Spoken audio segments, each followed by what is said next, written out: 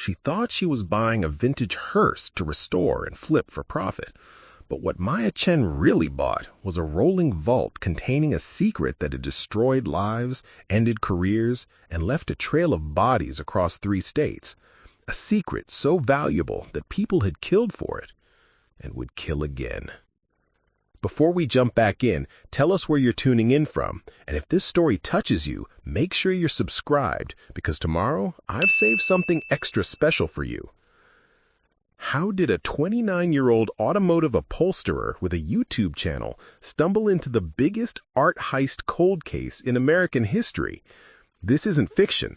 This is the real story of a woman who turned a $200 auction purchase into a $5 million discovery that the FBI had been hunting for 30 years.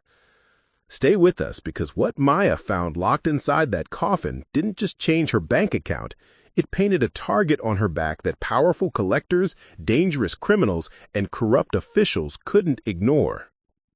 Maya Chen had always seen beauty in things other people threw away. Growing up in Portland, Oregon, the daughter of immigrants who ran a small fabric shop, she learned early that value wasn't always visible on the surface. You had to look deeper, work harder, see potential where others saw trash. By the time she was 29, Maya had built a modest but loyal following on YouTube. Her channel, Resurrections by Maya, featured her restoring vintage car interiors, reupholstering classic seats, and bringing forgotten vehicles back to life. She had a gift for it: steady hands, an eye for detail, and a patience that came from years of helping her mother sew custom drapes in their cramped workshop. She wasn't rich. Most months she scraped by on ad revenue and the occasional commission project, but she loved what she did, and her 47,000 subscribers loved watching her transform decay into beauty, one stitch at a time. It was a rainy Tuesday in October when Maya first saw the listing.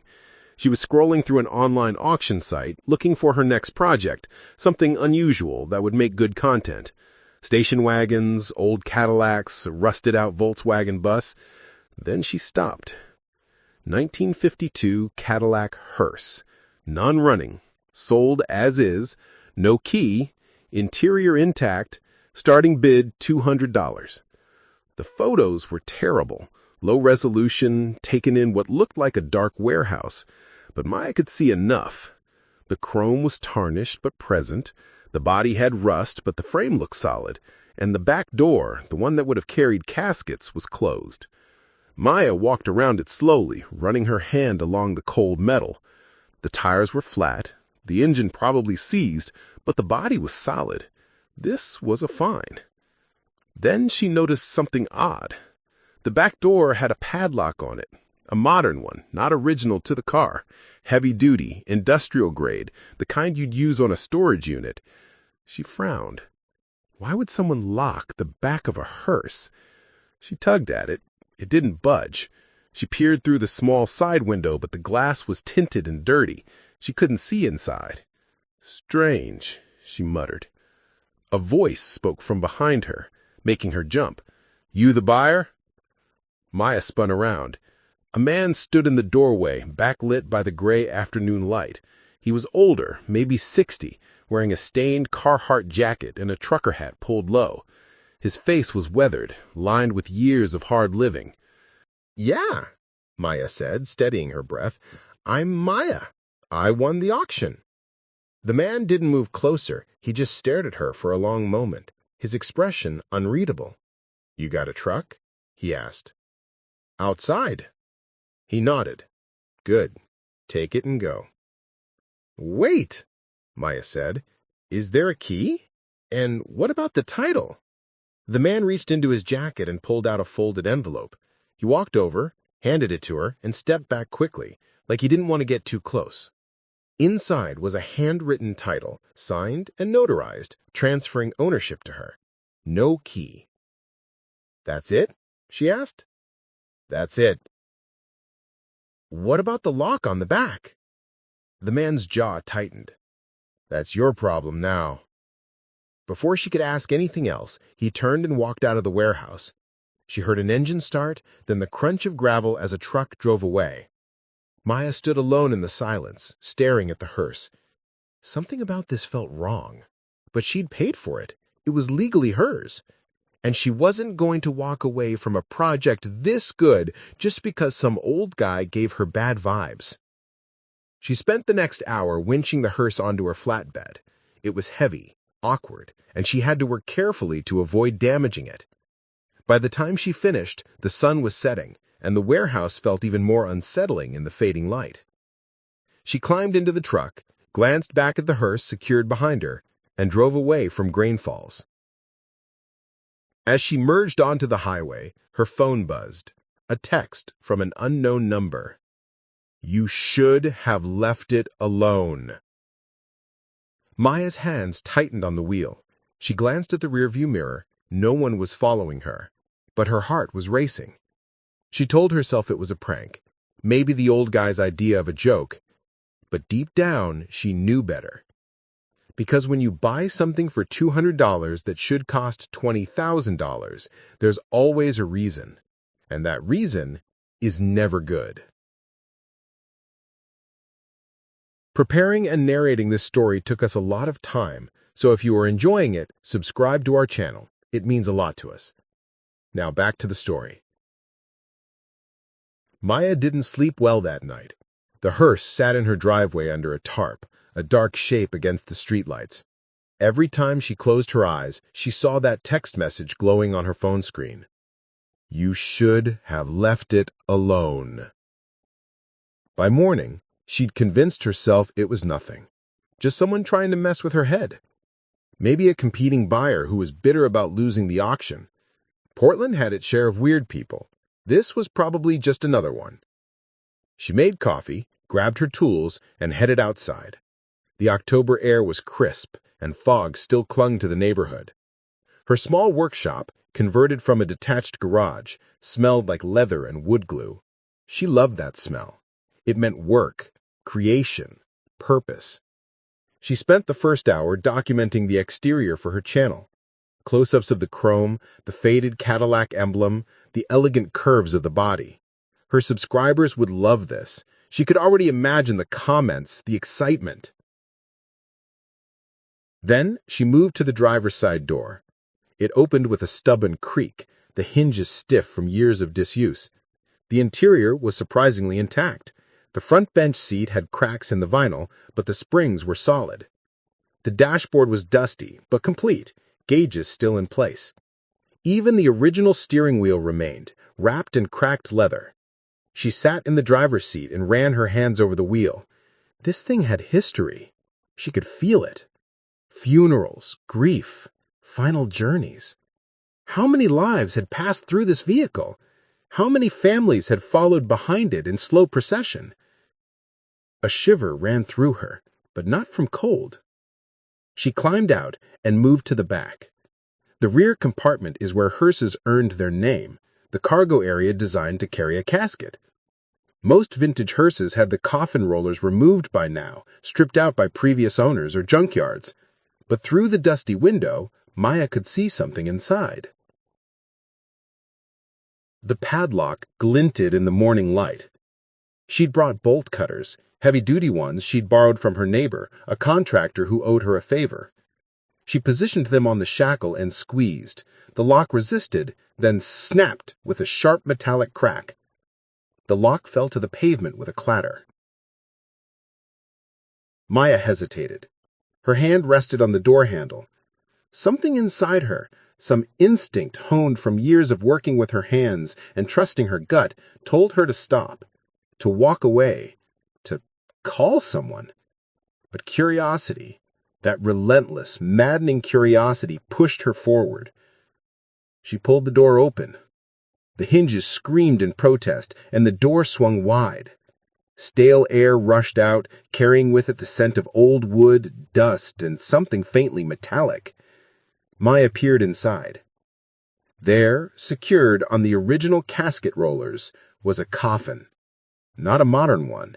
This was antique, ornate, made of dark mahogany with brass handles that had tarnished to a dull green. The wood was carved with intricate patterns, flowers and vines twisting along the edges. It looked expensive, custom-made, the kind of coffin reserved for someone important, Maya's breath caught in her throat. Why would a hearse have a coffin still inside it? And why would someone lock it in there? She climbed into the cargo area, crouching low to avoid hitting her head on the roof. The coffin took up most of the space. She ran her hand along the smooth wood, feeling the craftsmanship beneath her fingers. Whoever made this had been a master. Then she noticed the latch. The coffin wasn't sealed. It was closed, but not locked. Her heart pounded so hard she could hear it in her ears. She should call the police. That was the rational thing to do.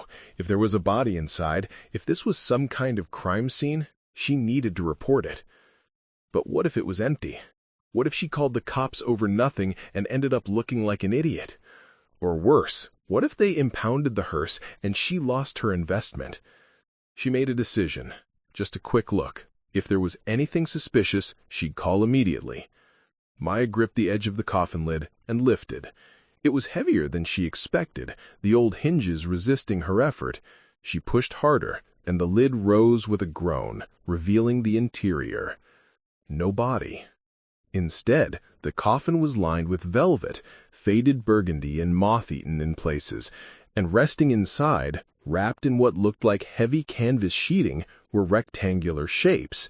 Dozens of them, stacked carefully, deliberately. Maya pulled back the first sheet.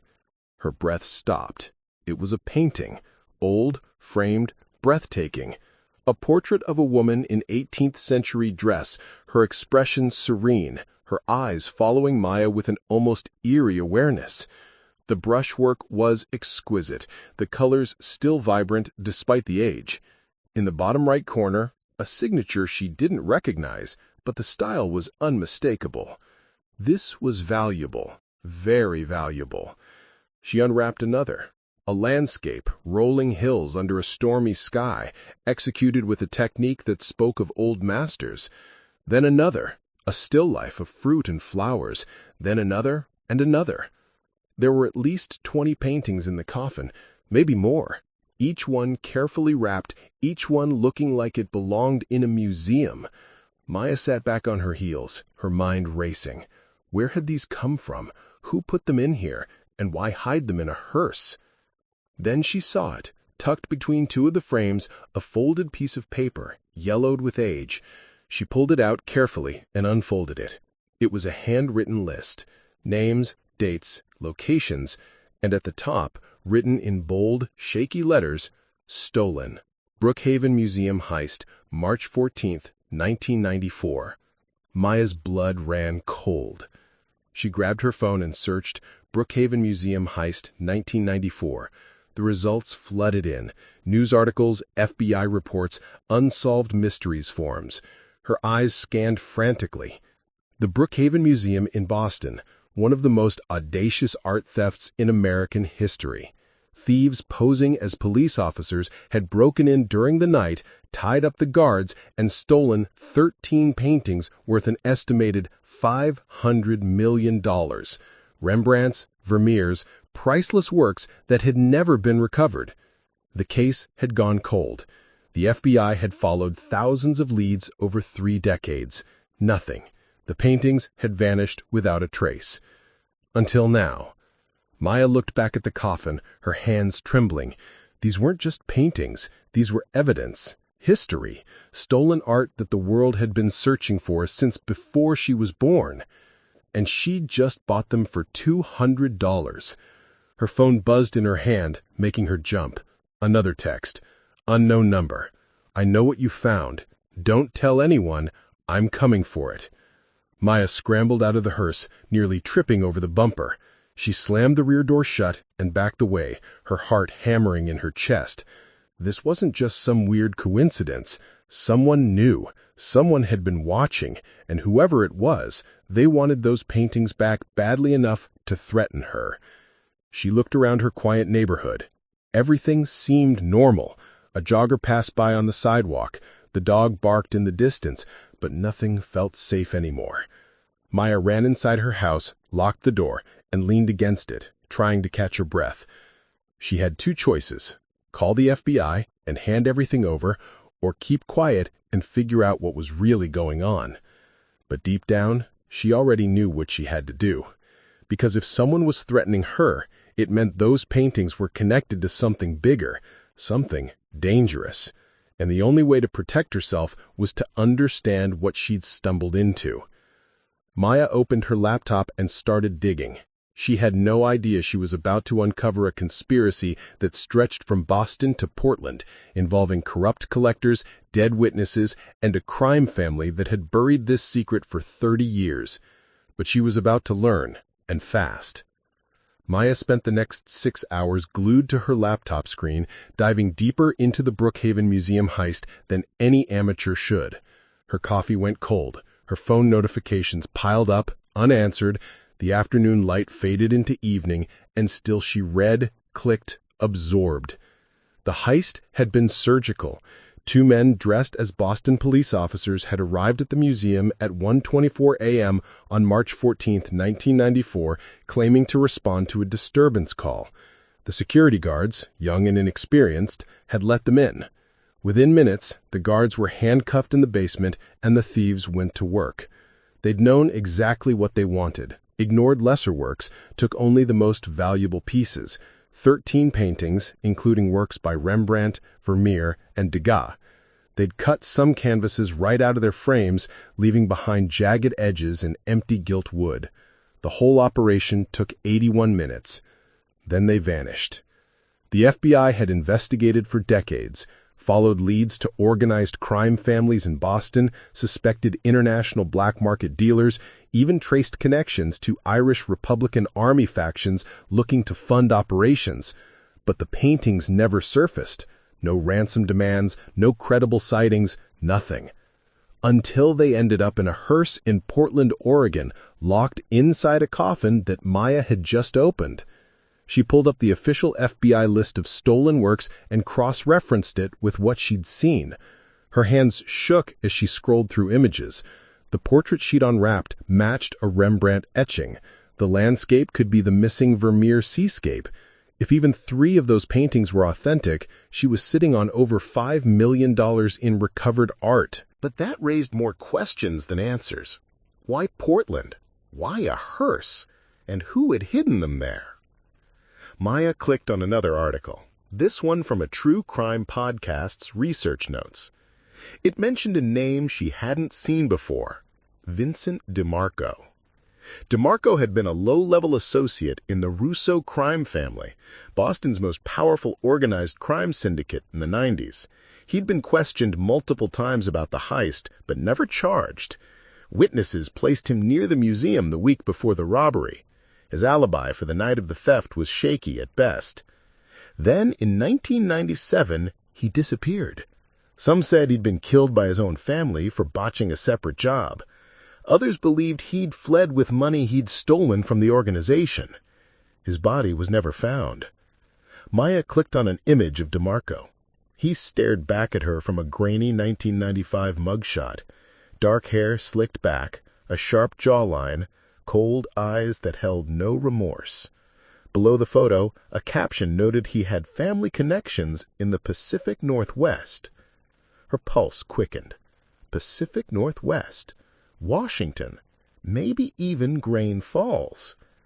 She opened a new tab and searched for Vincent DeMarco Family, Washington State. The results were sparse, but one caught her attention.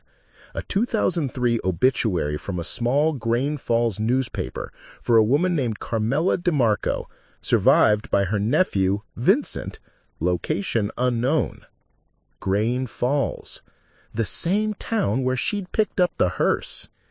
Maya sat back, her mind connecting dots she wished would stay separate. Vincent DeMarco steals the paintings in Boston in 1994. He flees west, possibly to family in Washington. He hides the art in a hearse, thinking no one would ever search a vehicle meant to carry the dead. But then something happens. He vanishes in 1997, and the hearse sits locked in that warehouse for nearly 30 years. But if Vincent was dead, who sent her those text messages? A knock at her door made her jump so hard she nearly knocked over her laptop. She froze. It was past 9 p.m. She wasn't expecting anyone. Another knock, harder this time. Maya crept to the window and peeked through the blinds. A man stood on her porch, tall and broad-shouldered, wearing a dark jacket and jeans. He didn't look like police. He looked like trouble. She backed away from the window, her heart hammering. Should she call 911? Grab a weapon? The man knocked again, then spoke through the door, his voice deep and firm. "Maya Chen, I need to talk to you. It's about the hearse." She didn't respond. "I'm not here to hurt you. My name is Aaron Cross. I'm a private investigator. I've been tracking that vehicle for 2 years. Maya's mind raced. Private investigator? For who? "I'm not opening the door," she called out. "If you're really a PI, slide your credentials under the door." There was a pause. Then she heard rustling, and a moment later, a laminated ID card slid under the door.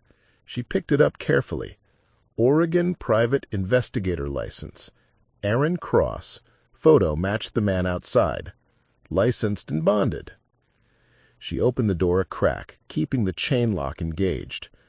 Aaron Cross stood in the porch light, hands visible, empty.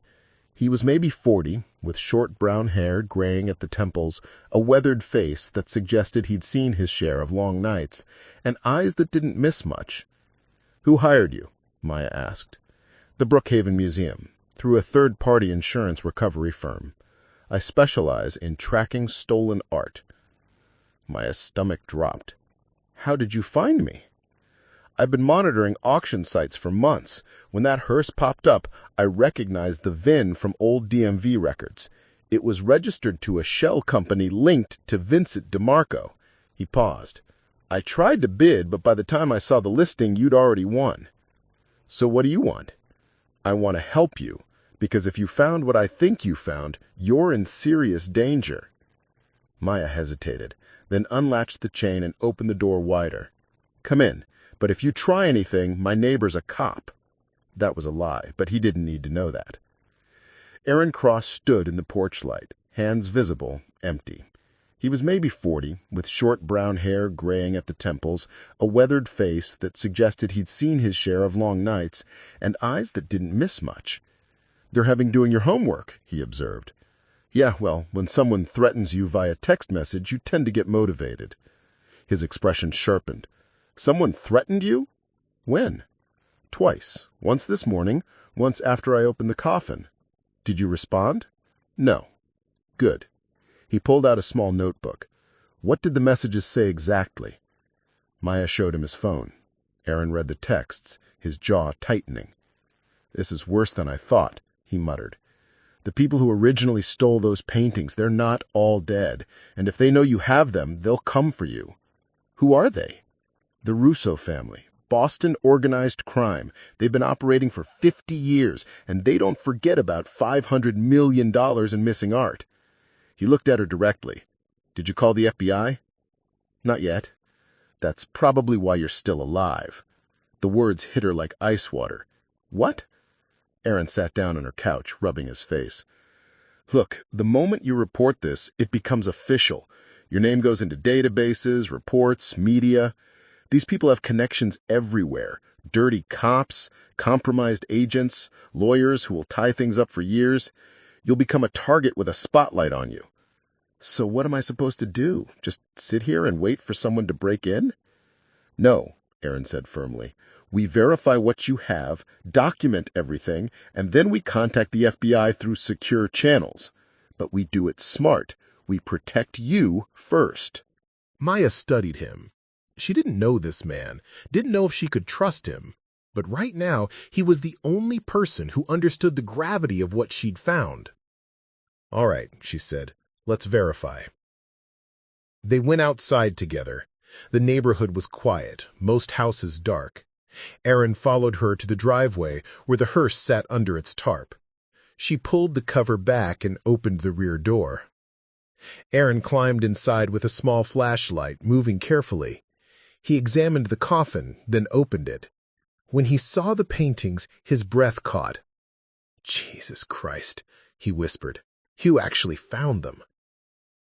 He pulled out a jeweler's loupe and examined the first painting closely, looking at brushstrokes, signatures, canvas weave. After several minutes, he sat back. These are real. I'd stake my career on it. This is the Rembrandt, this is the Vermeer. He looked at her with something between awe and fear. Maya, do you understand what you're sitting on? $5 million? Try closer to $50 million if they're all authentic.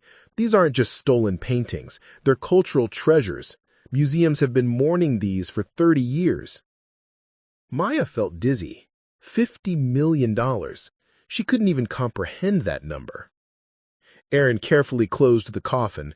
We need to move fast. Document everything tonight, then contact the FBI art crime team in the morning. I have a contact there I trust.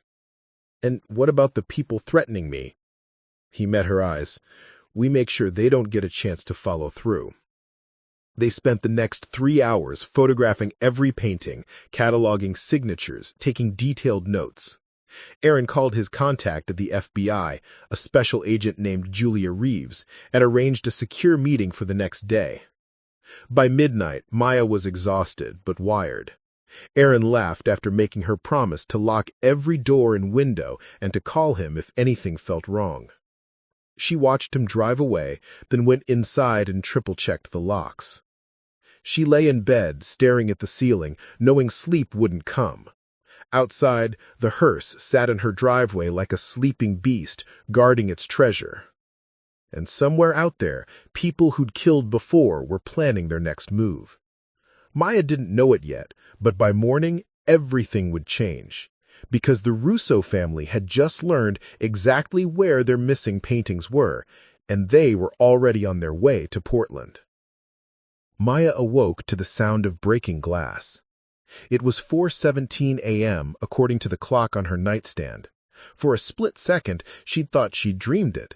Then she heard footsteps crunching on broken glass downstairs. Someone was inside her house. Her body went rigid. Every instinct screamed at her to hide, to stay silent, to become invisible. But her phone was on the kitchen counter. She'd forgotten to bring it upstairs. The footsteps moved slowly, deliberately. Whoever it was wasn't rushing. They were searching. Maya slid out of bed as quietly as possible. Her bedroom was on the second floor, the only window overlooking the backyard. No easy escape. She grabbed the baseball bat she kept in her closet, a relic from her brief softball phase in high school, and pressed herself against the wall beside the door. The footsteps reached the bottom of the stairs. Then they stopped. Silence stretched for what felt like hours. Maya's grip on the bat tightened until her knuckles ached. She could hear her own heartbeat, loud and frantic in her ears. Then a voice called up, rough and low. I know you're up there. Come down. We just want to talk. Maya didn't respond. She couldn't. Fear had locked her throat shut. We're not here to hurt you, the voice continued. We just want what's ours. You give us the paintings, we walk away. Nobody gets hurt. You keep the hearse, you keep the money you paid. Everybody wins. Except she'd already documented everything. Already contacted the FBI. Giving the paintings back now wouldn't erase what she knew. I've already called the police, Maya called down, surprised by how steady her voice sounded. They're on their way. A pause. Then a different voice, younger, angrier. You're lying. Try me. She heard whispered arguing, then footsteps retreating quickly toward the back of the house. A door slammed. Then silence. Maya waited for a full 5 minutes before moving. Her hands shook so badly she could barely grip the bat. She crept downstairs, flipping on every light switch she passed. The kitchen window had been smashed, glass scattered across the linoleum. The back door stood open, cool October air rushing in. They were gone. Maya grabbed her phone and called Aaron. He answered on the second ring, voice alert despite the hour. They were here, she said. 2 of them broke in through my kitchen window. Are you hurt? No. They left when I said I'd called the cops. Did you? No. Smart. Call them now. File a report. I'm on my way. The police arrived within 10 minutes. 2 officers took her statement, photographed the broken window, dusted for prints.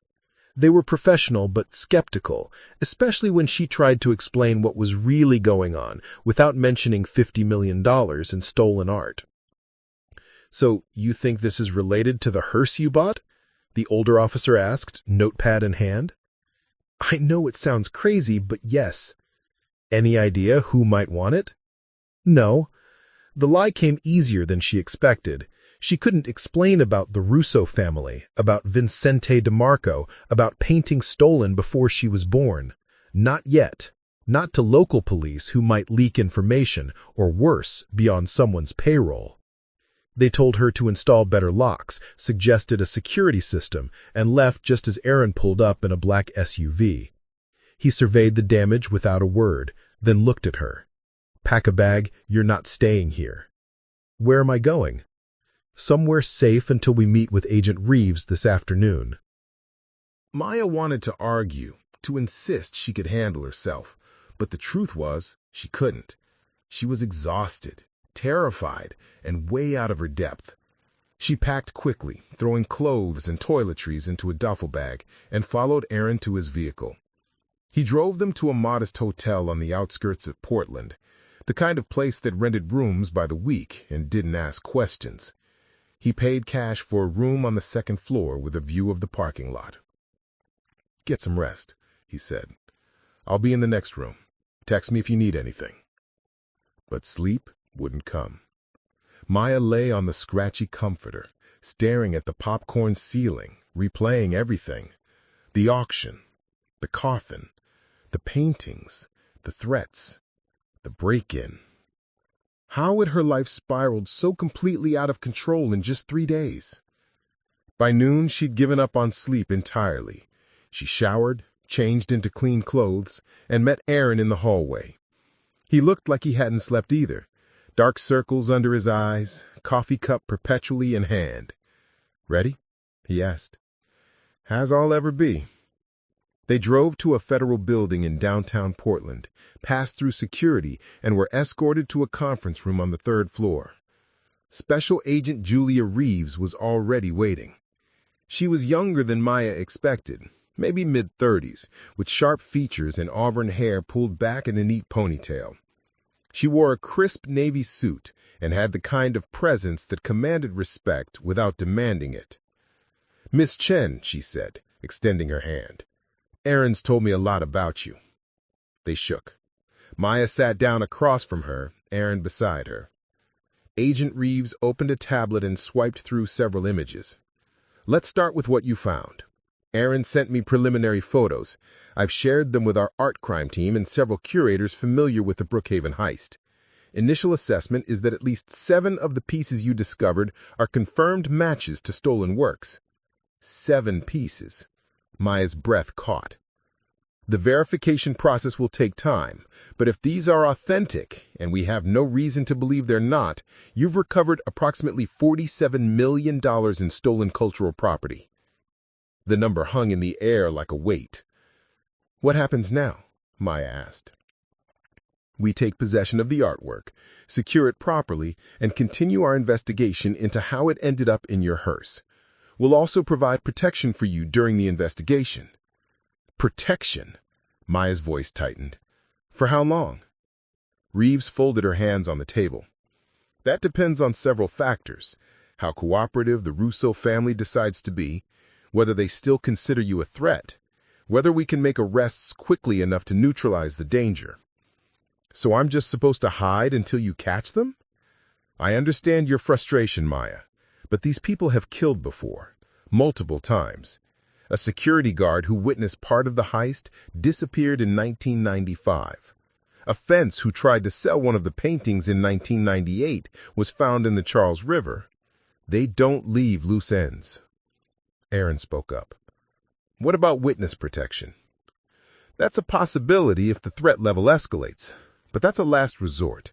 It means leaving everything. New identity, new life." Maya felt sick. This was insane. All she'd done was buy a hearse.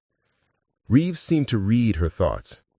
I know this isn't fair, Miss Chen, but you've stumbled into something that's been dormant for 30 decades. The moment you opened that coffin, you became part of this story. The good news is you're not alone. We have resources, experience, and a vested interest in keeping you safe. And what about my house, my business, my life? We'll assign an agent to monitor your property. As for your business, you'll need to suspend operations temporarily. I know that's not ideal, but safety has to come first. Maya wanted to scream, wanted to throw something, but she just nodded numbly. Reeves softened slightly. There is some good news. The museum has authorized a recovery reward for anyone who helps return stolen property. Given what you've found, you'd be looking at approximately $500,000. $500,000. It should have felt like a lifeline, but all Maya could think about was how it came with a target on her back. The meeting lasted another hour. Plans were made, protocols established, paperwork signed. By the time they left, the sun was setting and Maya felt like she'd aged 10 years in one day. Aaron drove her back to the hotel in silence. When they pulled into the parking lot, he finally spoke. For what it's worth, you did the right thing. Those paintings belong to the world, not to criminals who murdered to keep them. Doesn't feel right, Maya said quietly. Feels like my life just ended. It didn't end. It just got complicated. And he looked at her seriously. But I promise you, we're going to get through this. I've been tracking this case for 2 years. I'm not walking away now.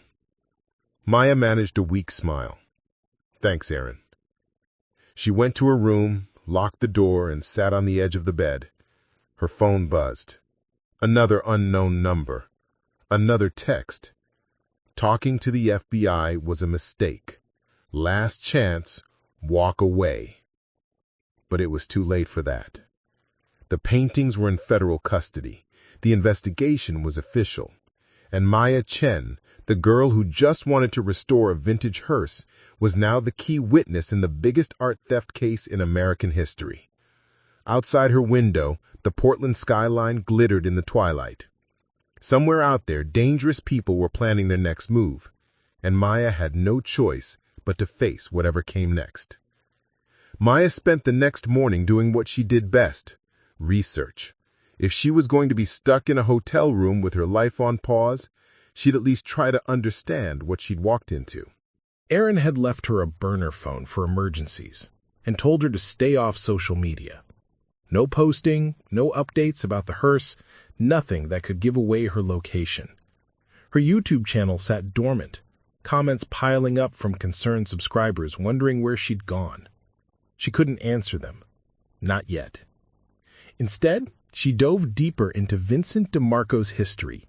The man was a ghost, barely existing in digital records. But Maya was patient, methodical, the same way she approached restoring a car.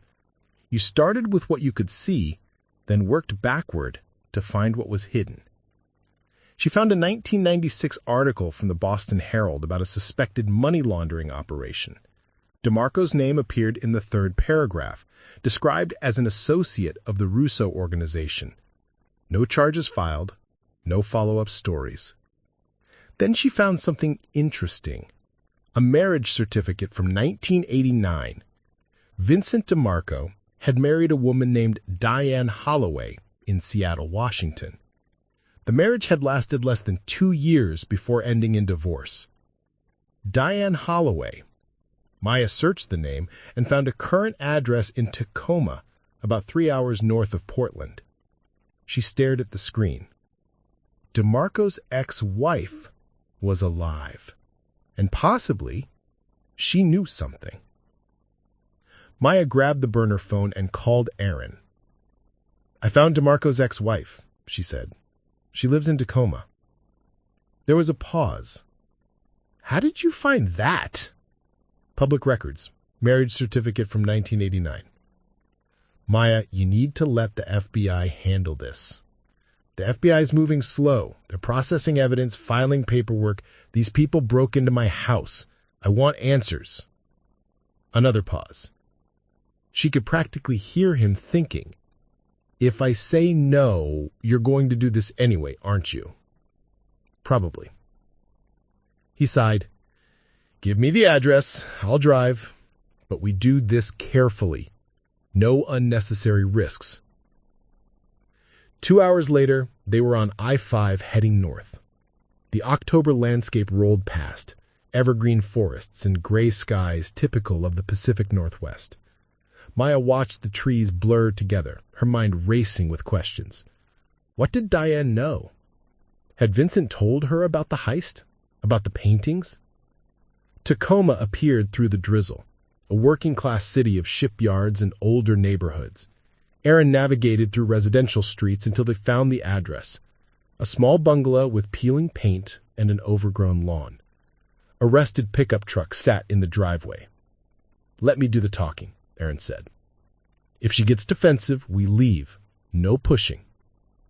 They walked to the front door together. Aaron knocked. Footsteps approached. Then the door opened a crack, chain still attached. A woman peered out, maybe late 50s, with gray-streaked hair and tired eyes. "Can I help you?" "Mrs. Holloway?" Aaron said. "My name is Aaron Cross. I'm a private investigator. This is Maya Chen. We're looking into some old cases connected to your ex-husband, Vincent DeMarco." The woman's expression hardened. "Vincent's been dead for 25 years. I got nothing to say about him." She started to close the door, but Maya spoke quickly. "Please, I bought a hearse that belonged to him. There were things inside, important things. People are threatening me because of it." Diane stopped. Her eyes shifted to Maya, assessing. "What kind of things?" "Stolen paintings. From Boston. The Brookhaven Museum." The color drained from Diane's face. For a moment, Maya thought she might pass out. Then she unlatched the chain and opened the door wider. "You better come in." The inside of the house was neat but sparse. Thrift store furniture, faded family photos on the walls. Diane led them to a small kitchen table and gestured for them to sit. "I always knew someone would come asking eventually. I just didn't think it would take 30 years. "You knew about the heist?" Aaron asked. Diane nodded. "Vincent came to Seattle in late 1994. We'd been separated for a couple of years, but he showed up at my door one night, scared out of his mind. Said he'd gotten involved in something big, something that was going to get him killed." "Did he tell you what?" "Not at first, but I could tell it was bad. He stayed with me for 3 weeks, barely slept, kept looking out the windows like someone was following him." She wrapped her hands around a coffee mug. "Then one night, he got drunk and told me everything." Maya leaned forward. "What did he say?" Diane's eyes were distant, lost in memory. "He said he and 2 other guys had stolen paintings from a museum in Boston. The job was supposed to be simple, in and out, deliver the art to a buyer overseas, but something went wrong. The buyer backed out, and the people who hired them, the Russo family, they wanted the paintings back. But Vincent didn't give them back. No. He said the paintings were his insurance policy. As long as he had them, they couldn't kill him. So he ran. Came west. Hid the art somewhere even I didn't know about." "The hearse," Maya said. "He hid them in the hearse." Diane looked at her. "That makes sense. Vincent loved hearses, had this weird fascination with them, said they were invisible. Nobody looks twice at a funeral car." "What happened to him?" Aaron asked.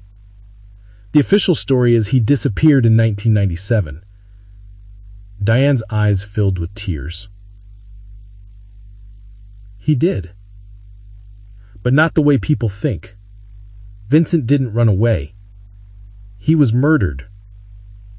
I know because I was there." The room fell silent. It was July 1997. She continued, voice shaking. I didn't have a choice. One of them had a gun. She wiped her eyes. They asked Vincent where the paintings were. He told them he didn't have them anymore, that he'd sold them. They didn't believe him. They beat him. I screamed for them to stop, but they just kept going. Aaron reached across the table, his voice soft. What happened next? They dragged him out of the house, threw him in the trunk of a car. I tried to stop them, but one of them hit me. When I woke up, they were gone. Vincent was gone. I never saw him again. Did you report it? To who? The police? Vincent was a criminal. I was his ex-wife who'd been harboring him. And these men? They knew where I lived. They told me if I talked, I'd end up just like him. She pulled up her sleeve, revealing a long scar on her forearm. This is from that night. I've carried it for 28 years, and I've kept my mouth shut because I was terrified. Maya felt a chill run through her. But you never knew where he hid the paintings. No, and I didn't want to know. Whatever Vincent did, whatever he stole, it got him killed. I wanted nothing to do with it. Aaron pulled out his phone and showed her a photo. Do you recognize these men? It was a surveillance photo from the FBI's investigation. 2 suspects from the original heist. Diane studied it, then pointed to one. That's one of them. The one who hit me. His name was Tony something. He had a Boston accent.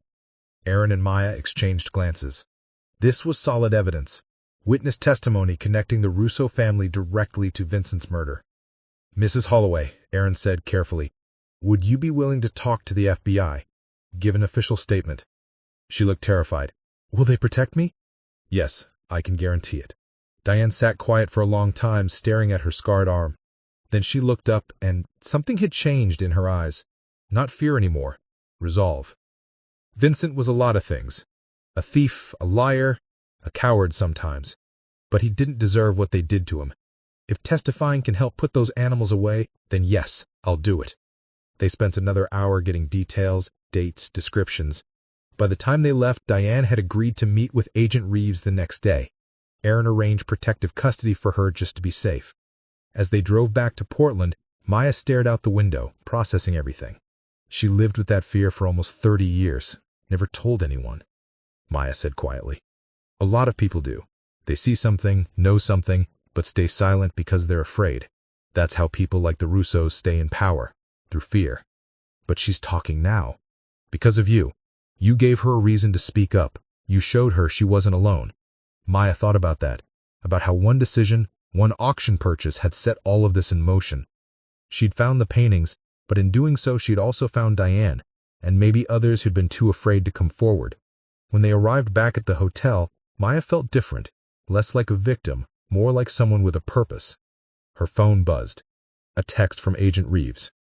DeMarco's ex-wife is huge. This changes everything. Meeting tomorrow, 10 a.m. Bring her. We're building a case. Maya showed Aaron the message. Looks like you just became a full-fledged investigator, he said with a small smile. Guess I did. That night, for the first time since finding the paintings, Maya slept soundly. Because she wasn't running anymore. She was fighting back. And she was just getting started. The meeting with Agent Reeves and Diane Holloway went better than Maya had hoped. Diane's testimony was detailed, consistent, and devastating. She identified one of Vincent's killers from a photo array, provided dates and locations, and most importantly, she was willing to testify in court. By the end of the session, Reeves looked energized in a way Maya hadn't seen before. This is the break we needed, Reeves said as they wrapped up. We've had circumstantial evidence for years, but nothing concrete tying the Russo family directly to the heist or the subsequent murders. Diane changes that. What's the next step? Aaron asked. We bring in the suspect she identified, Tony Marchetti. He's been operating a construction business in South Boston for the last 20 years, clean on paper, but we've suspected he was still connected to the family. She closed her files. With Diane's testimony and the recovered paintings, we can get warrants. Maya felt a flicker of hope. Maybe this nightmare was actually heading toward an ending. How long before you make arrests? She asked. Could be days. Could be weeks. These things take time, especially with organized crime. We need airtight cases or their lawyers will shred us in court. Days. Maya could handle days. She'd already made it this far. But as she and Aaron left the federal building, something nagged at her. a feeling she couldn't quite name, like a misstep in the dark. They were being washed. She could feel it. "Aaron," she said quietly, as they walked to his SUV. "Don't look, but I think someone's following us." He didn't react, just kept walking at the same pace. "Where?" "Gray sedan, 2 cars back. It's been behind us since we left the parking garage." Aaron's jaw tightened. "Get in," casually. They climbed into the SUV. Aaron started the engine and pulled into traffic, taking a deliberately random route, turning without signaling, doubling back. The gray sedan stayed with them, maintaining distance but never losing sight. "Professional tail," Aaron muttered. "These aren't amateurs. What do we do?" We don't go back to the hotel.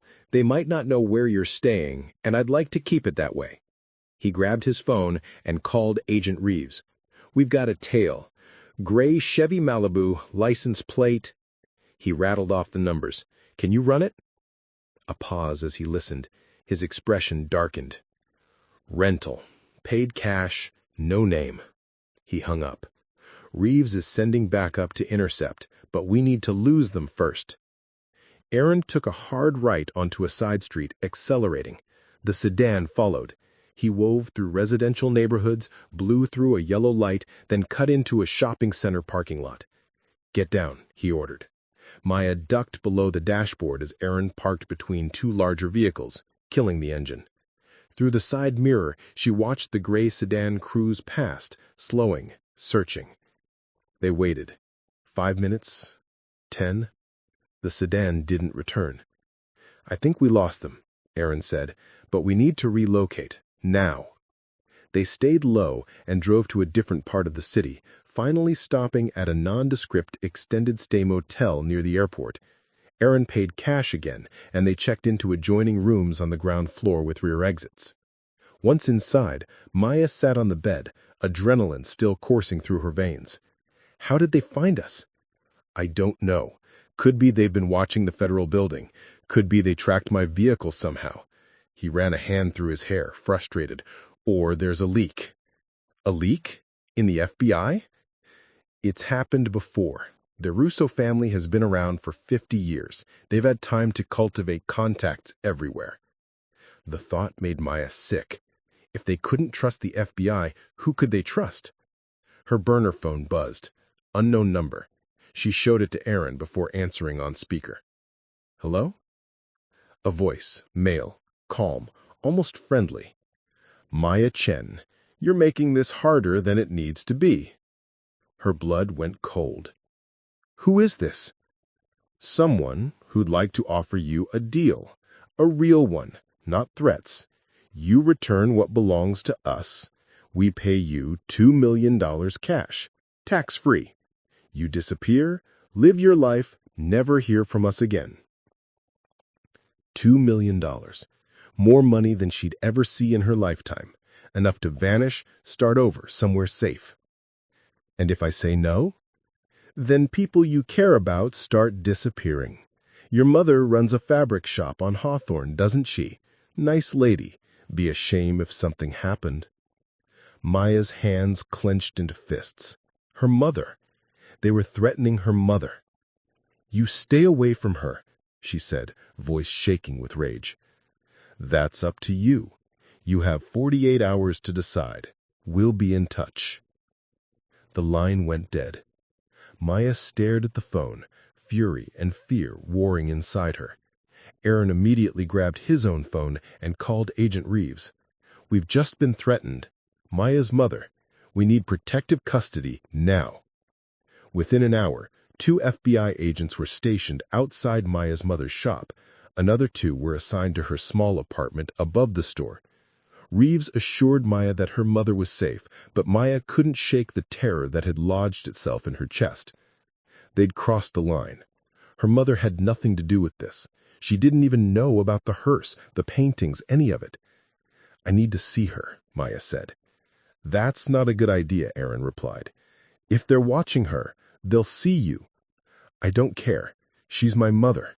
She needs to know what's happening." Agent Reeves arranged a secure meeting. That evening, Maya was driven to a safe house in a residential neighborhood. Her mother was already there, sitting in the living room with a blanket wrapped around her shoulders, looking small and confused. "Maya," she said, standing up. "What's going on?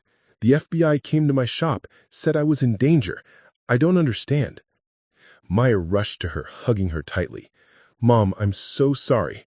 I bought something and it turned out to be connected to dangerous people. They're using you to get to me." Her mother pulled back, studying her face. "What did you buy?" "A hearse, but there were stolen paintings inside, worth millions. And now the criminals who stole them want them back." Her mother's eyes widened. "Millions?" "Yes. The FBI has them now, but these people, they're threatening us. I needed you to be safe." Her mother was quiet for a moment, processing. Then she cupped Maya's face in her hands the same way she had when Maya was a child. "You did the right thing," she said firmly. "You always do. Those paintings don't belong to criminals. They belong to the world." Tears streamed down Maya's face. "I'm so scared, Mom. I don't know if I'm strong enough for this." "You are. You've always been stronger than you know." She smiled softly. "You're my daughter. You inherited my stubbornness and your father's courage. You'll get through this." They spent an hour together, talking, planning. Her mother would stay in protective custody until the arrests were made. It wasn't ideal, but it was necessary. As Maya left the safe house, she felt something shift inside her. The fear was still there, but it was accompanied by something stronger: determination. These people had stolen art, murdered witnesses, and now they were threatening her family. They thought she'd crumble, thought she'd take their money and disappear. They were wrong. The next morning, Maya called Agent Reeves with a proposal. "I want to set a trap," she said. "Tell them I'll take the deal. Arrange a meeting to hand over the paintings, but it'll be a sting operation." Reeves was silent for a moment. "That's incredibly dangerous, Maya. These people will be armed." "I know. But I'm tired of hiding. And if we don't act fast, they'll find another way to hurt people I love." Aaron tried to argue against it, but Maya had made up her mind. After hours of planning and safety protocols, Reeves reluctantly agreed. They would set up a meet. Maya would wear a wire. FBI agents would be positioned nearby, ready to move in. It was risky, but it was also their best chance to catch the Russo operatives red-handed. The meet was scheduled for 2 days later, an abandoned warehouse on the outskirts of Portland, the kind of place where bad deals went down and bodies were buried. Maya spent those 2 days preparing mentally. Aaron drilled her on what to say, how to stay calm, when to give the signal. Reeves walked her through the wire setup, a tiny transmitter that would be hidden under her jacket. On the morning of the operation, Maya stood in front of the mirror in her motel room. She looked different than she had 2 weeks ago. Harder, older. The grease under her nails was gone, replaced by bruises from sleepless nights and constant tension. But her eyes, they held something new. Fire. "You ready for this?" Aaron asked from the doorway. Maya turned to face him. "No, but I'm doing it anyway." They drove to the warehouse in an unmarked van, FBI agents surrounding them in hidden positions. The building loomed ahead, gray and imposing against the overcast sky. This was it. The moment everything either ended or escalated beyond control. Maya stepped out of the van, alone, as instructed. The warehouse door was open, darkness waiting inside. She took a breath and walked toward it. Inside, 2 men stood in the shadows. One of them stepped forward, and even in the dim light, Maya recognized him from the photos. Tony Marchetti, the man who'd killed Vincent DeMarco, the man who'd threatened her mother. "You made the right choice," he said, his voice the same one from the phone call. "Where are the paintings?" Maya's hand went to her jacket pocket, fingers brushing the panic button hidden there. "Before I tell you," she said, voice steady, "I need to know one thing. Did you really think I'd just hand them over?" Tony's expression shifted. confusion, then realization. "It's a setup," he hissed to his partner, and all hell broke loose. The warehouse exploded with movement. FBI, hands up, nobody move. Agents poured in from every entrance, weapons drawn, red laser sights cutting through the dusty air. Tony Marchetti reached for something inside his jacket, but 3 agents tackled him to the ground before he could draw it.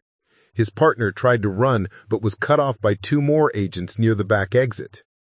Maya stood frozen in the center of the chaos, her heart hammering so hard she thought it might burst.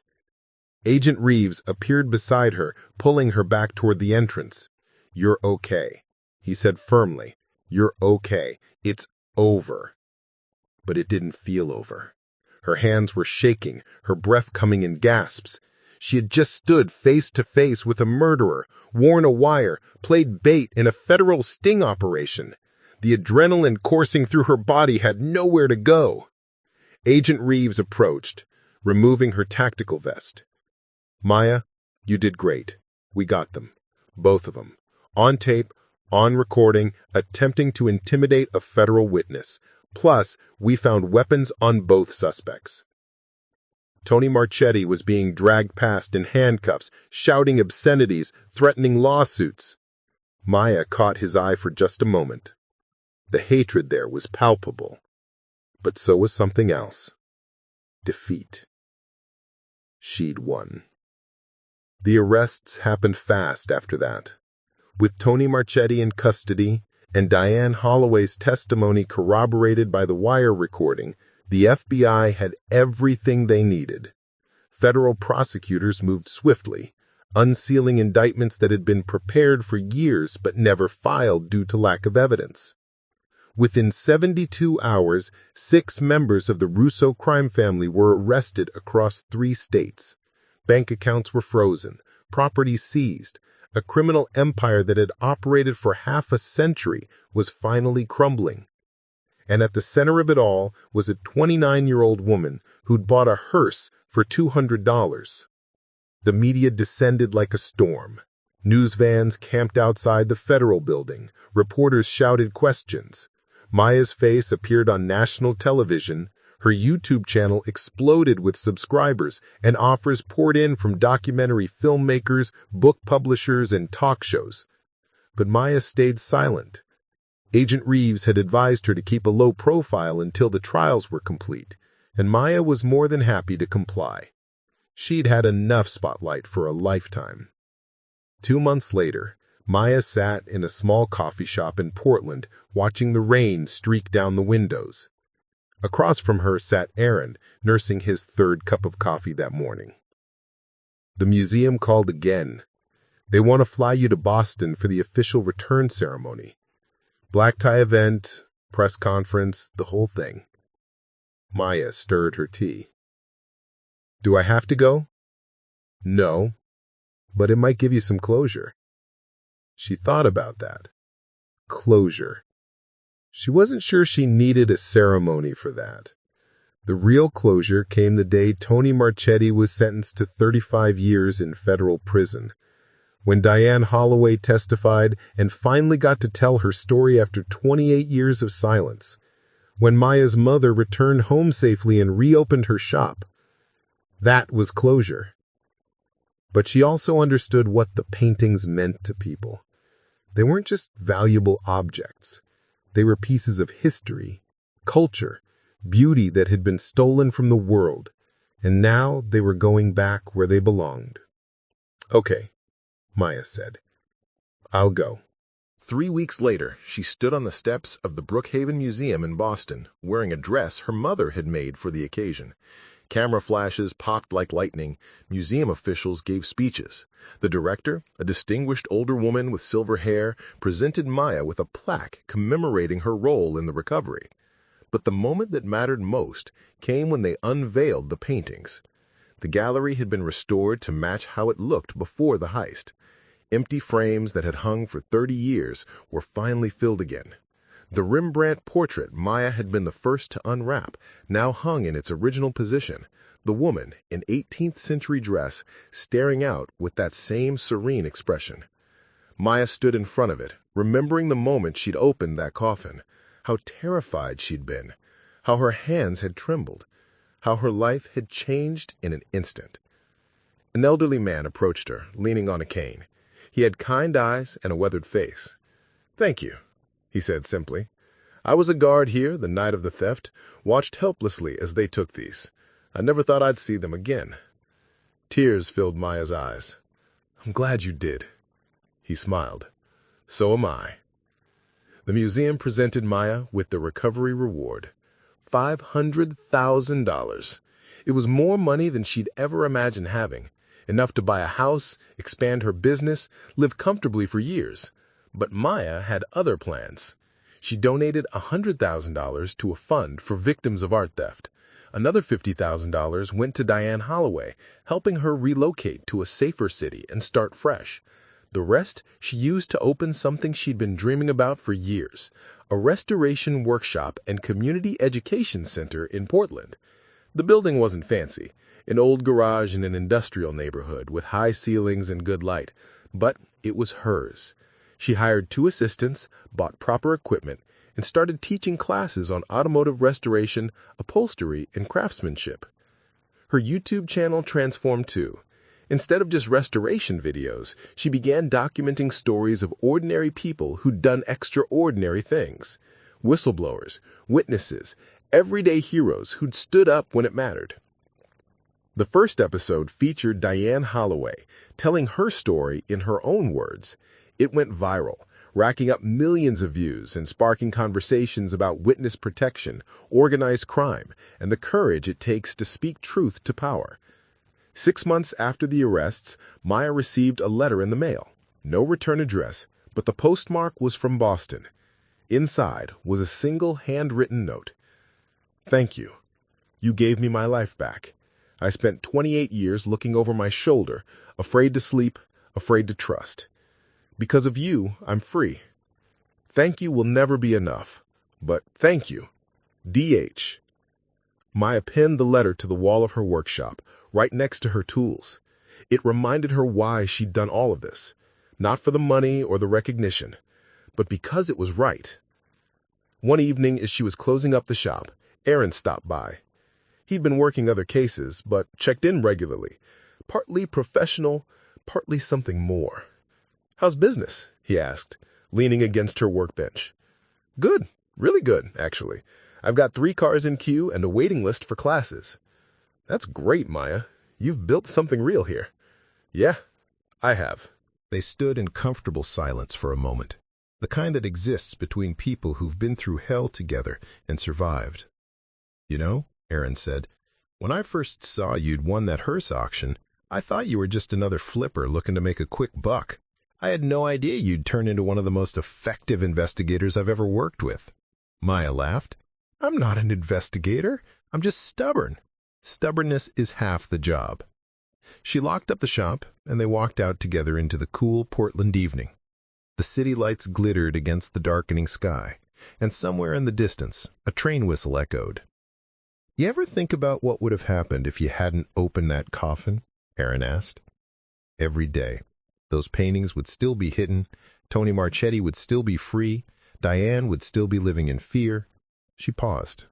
"And I'd probably be working alone in my garage, wondering if life was ever going to be more than just getting by. And now? Now I know it can be. Not because I'm special or brave, but because when I saw something wrong, I didn't look away." That's what courage really was, Maya had learned. Not the absence of fear, not some grand heroic gesture, just the willingness to do the right thing even when it cost you everything. She thought about the hearse sometimes. The FBI had kept it as evidence during the trial, but eventually returned it to her. She'd finished restoring it, documenting every step for her channel. The black paint gleamed now. The chrome sparkled. The engine purred like new. But she didn't sell it. Instead, she donated it to a local historical society, where it sat in a museum dedicated to Pacific Northwest history. A plaque beside it told the story, how one woman's $200 purchase had led to the recovery of $47 million in stolen art and the takedown of a criminal organization that had operated for decades. Visitors came from all over to see it, to take pictures, to hear the story. And every time Maya visited, she'd run her hand along the cold metal and remember. Remember the fear, the threats, the late nights and close calls, but also remember the victories, the justice, the lives changed because she'd refused to stay silent. Sometimes the most ordinary decisions lead to the most extraordinary outcomes. Maya Chen had just wanted to restore a vintage vehicle. Instead, she'd helped restore something far more valuable, faith that one person could make a difference. The hearse that had once carried secrets now carried a legacy. And Maya, the girl who'd seen beauty in broken things, had proven that sometimes the most valuable treasures aren't found in museums or vaults. They're found in the courage to stand up, speak out, and refuse to let darkness win. Her story didn't end with the arrest or the reward or the recognition. It continued every day in the workshop she'd built, in the students she taught, in the lives she touched by showing them that ordinary people could do extraordinary things. Because heroes don't always wear capes or carry badges. Sometimes they have grease under their nails, drive old trucks, and simply refuse to give up. And that, more than any painting or plaque, was worth everything. Maya Chen had bought an abandoned hearse for $200. What she found inside changed her life, exposed a decades-old conspiracy, and proved that sometimes the smallest actions can create the biggest ripples. Because justice isn't about being fearless. It's about being afraid and doing what's right anyway. And anyone, absolutely anyone, can be that kind of hero. They just have to be brave enough to open the door. Up next, you've got 2 more standout stories right on your screen. If this one hits the mark, you won't want to pass these up. Just click and check them out. And don't forget to like, subscribe, and turn on the notification bell so you don't miss any upload from us.